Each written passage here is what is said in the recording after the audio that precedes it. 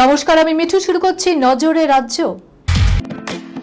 Lake view হাসপাতাল, সময় অসময় সব সময় আমাদের পরিষেবা modular OT, paediatric surgery, plastic surgery, general surgery, neuro surgery, urology, gastroenterology, gynaecology, orthopaedic, ENT, chest সমস্ত অভিজ্ঞ চিকিৎসকদের দ্বারা চিকিৎসা করা হয়।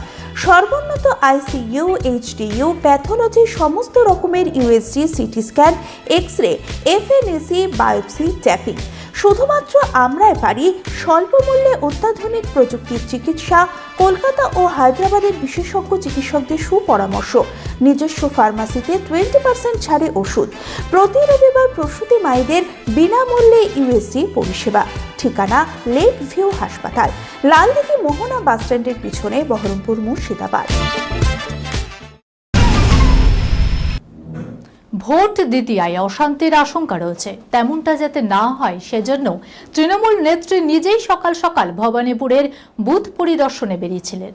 চেতলা চক্রবেরিয়ায় বুথে বুথে ঘুরছেন।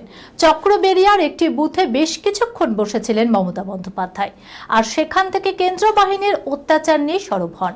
মনে করিয়ে দেন তার নিজের পদের কথা।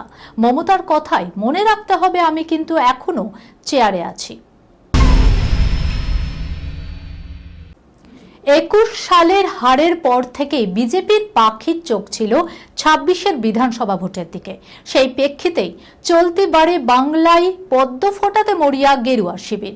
পদ্ম শিবিরকে বিত্তে এবার সেই মাতৃশক্তির কথাই মনে করিয়ে দিলেন শুভশ্রী গঙ্গোপাধ্যায়।